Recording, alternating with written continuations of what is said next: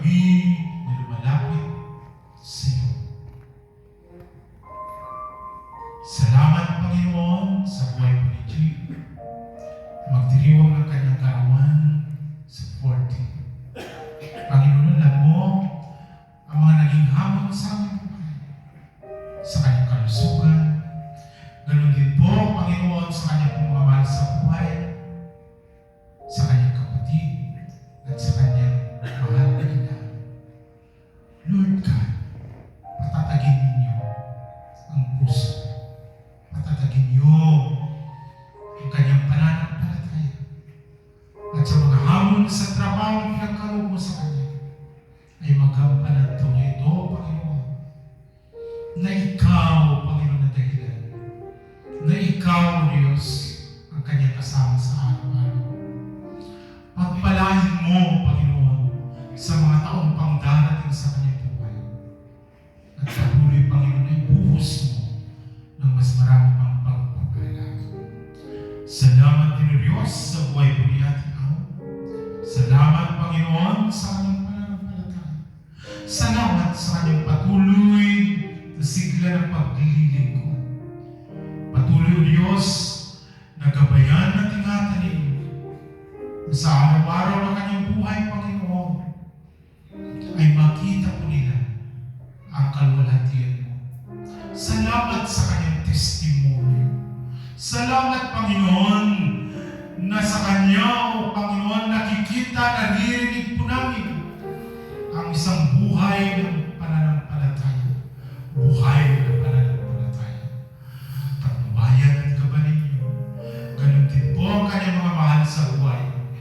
O Diyos, pakaingatan niyo nawa ang kanyang buhay at gamitin niyo patuloy sa iyong iglesia.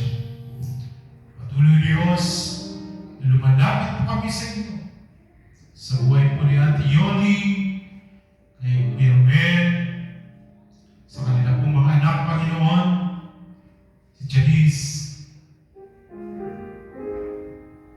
Patuloy, Panginoon, na patnubayan ninyo ang pamilyang ito. Patuloy, Panginoon, na hinihiling po namin ang paggaling, Birmen. Wala pong imposible sa inyo. Patuloy kami na mananahan dahil dakila tapat kang Diyos. Dumating man minsan panghihina ang tao, ngunit manatili nawa at tibay ng pananampalataya at pagtitiwala sa iyo. Ganun din o Diyos, patuloy, Panginoon, na dinadalangin ko si Ate Carol. Salamat sa kanyang buhay, sa kanyang pamilya. Salamat sa pamilya, O Diyos, na kanyang pinaglilingkuran. Salamat, Panginoon, sa trabaho pinagkaloob mo. Patuloy mo patnubayan, patuloy mo na gabayan, at higit lalo, Panginoon, na igawad ang iyong pagpapala sa kanilang buhay bilang isang pamilya.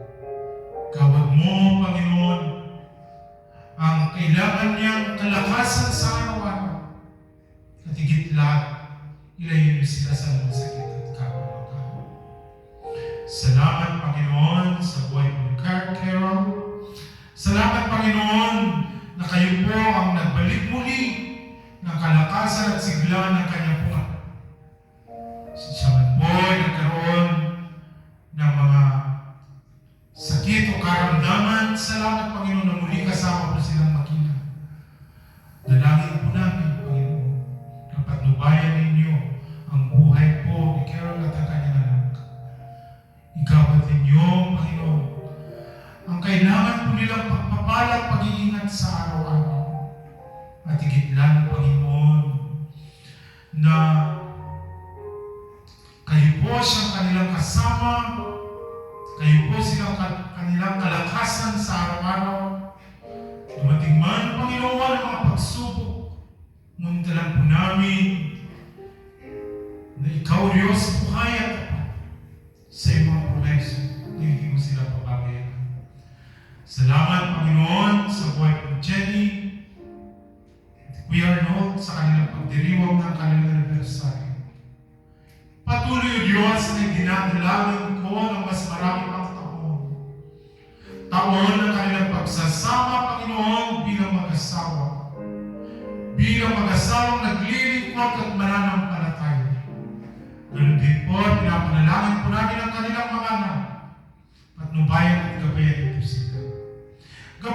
Gamitin ninyo ang kanilang buhay, Panginoon, bilang mag-asawa na maging kasangkapan at testimonyo, Panginoon, higit lalo sa kanilang relasyon sa inyo, at higit sa lahat, sa kanilang buhay bilang mag-asawa.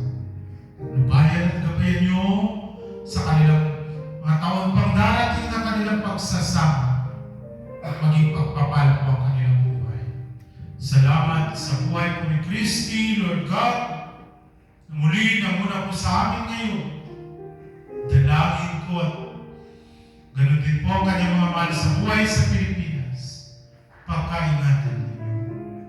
Panginoon, alam ninyo po ang kanyang desire. Ang kapatid po namin ito, paglingkuran ka. Patuloy na wow na pangalan mo maitataas. Dalangin din po namin, Diyos, ang aming mga kapatid na may karamdaman, ang may mga kalubayan. Patuloy niyo silang gabayan. Malakasin. Dalangin po namin ang aming bansang Pilipinas na patuloy na nalulubog sa kahirapan. Dahil sa nangyayari, O Diyos, ng mga giyera sa mundong ito, lubhang naapektuhan, higit lalo mga mahihirap na bansa. Pagalian ninyo, mga lider na pili, na makagawa po sila ng desisyon na naaayon sa iyo. Lubayan at gabayan niyo kami bilang isang iglesia. Gamitin niyo ang aming buhay. Gamitin niyo aming kasangkapan. Tayo lahat ito ngayon. Heaven on earth.